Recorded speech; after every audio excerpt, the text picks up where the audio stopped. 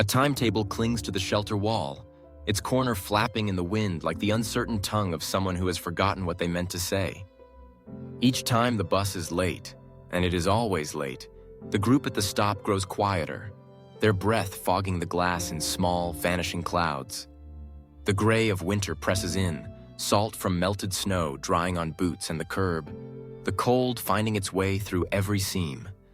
Phones lose their charge, coffee cools, and people huddle, not quite together, but not entirely alone. It's a waiting room for lives in pause, for hope that keeps its hands in its pockets. Tyen stands at the edge, watching the road with the gaze of someone measuring distance in missed chances. He's been coming to interviews, leaving hopeful messages that click into voicemail purgatory. In his pockets, his fingers trace the crease of a folded resume. Mrs. Cole, retired teacher, sits on the bench in a purple hat, a book unopened in her lap.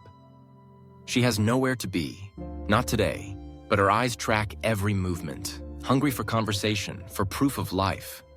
Akio, in his cook's jacket, smells faintly of onions and fryer oil, shifting from foot to foot as if time can be hurried by impatience.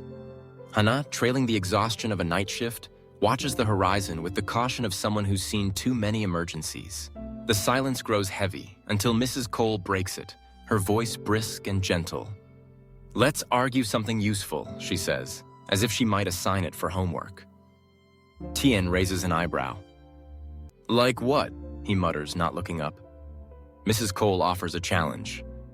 "No progress is still progress. Defend or refute."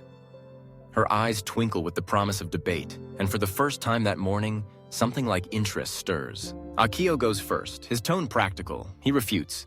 "No progress means exactly that. No forward, no back, just stuck." Hannah, wrapped in a scarf, counters with a smile. "Defend. Sometimes no progress is a rest stop. The immune system doesn't always attack. Sometimes it just waits, watches." Tien shrugs, voice low. "Refute. My job search is an empty plate. No progress means hunger." But Mrs. Cole nods, patient. "Defend. You showed up. Showing up is a verb. That first debate is awkward, clumsy, but it breaks the crust of silence. The next time the bus is late, and it is always late, they debate again. They choose new theses. Small talk saves lives. Optimism is a skill. Failure is data. The debates become ritual. Akio brings dumplings in foil, steam curling into the cold. Hana shares wound stories, always ending with laughter, because otherwise they would never end. Mrs. Cole produces laminated quote cards from a battered tote. Tien brings a notebook he won't admit is a notebook, jotting ideas in the margin of a grocery list. With each argument, they learn the rhythms of one another's days. Akio's hands always moving, Hana's soft humor, Mrs. Cole's gentle corrections. Tien, at first silent, starts proposing rules. He draws up a bracket, tapes it to the shelter wall. The bus becomes less the goal, more the bell that signals the end of a round.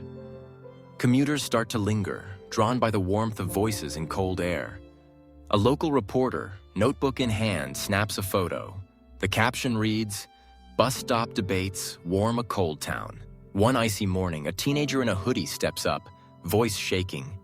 He defends the thesis. Asking for help is courage. He stumbles, but the others listen, mittens clapping when he finishes. For a moment, he stands taller, the cold and the fear forgotten. But progress, even the uncertain kind, is never steady. Tien finally gets a job offer, his heart leaping. Then a budget freeze snatches it away. He goes numb, sits at the stop, and when it's his turn, argues, defeat is contagious. He is convincing. He wins that round because in that moment, he believes it. Mrs. Cole refuses to let him end there. She tapes a quote card on the wall. Hope is a discipline. They debate hope, pulling it apart, examining the seams. Tien takes notes, collecting words like seeds for a season not yet here. In a fit of late-night energy, he builds a small app, Shelter Voice. It randomizes their debate prompts, records speeches, shares their words with anyone willing to listen. He posts it for free. It is his offering to the winter, to the world. Then the storm comes. A blizzard so fierce buses are canceled, streets erased by white. Tien trudges out anyway, more out of habit than expectation.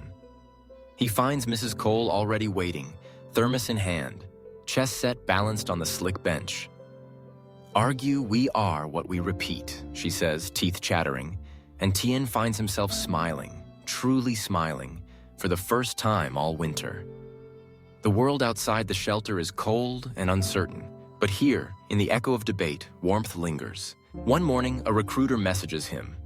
She has seen Shelter Voice, read the story.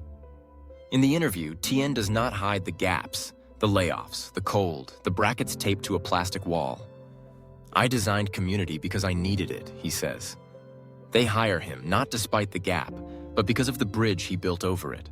He announces the news at the stop, mid-debate. The shelter erupts in cheers, someone banging the metal bench like a drum. They argue, joy should be public, letting the bus come and go while they stay to finish. By spring, the gray is melting, replaced by puddles and the promise of green. The shelter roof still leaks, but someone has patched the worst spot with a sheet of plastic and hope. The debate bracket remains, now marked in permanent ink. Late doesn't mean never. If you can't move forward, build a place worth waiting in. Sometimes the world will notice, and sometimes that's enough.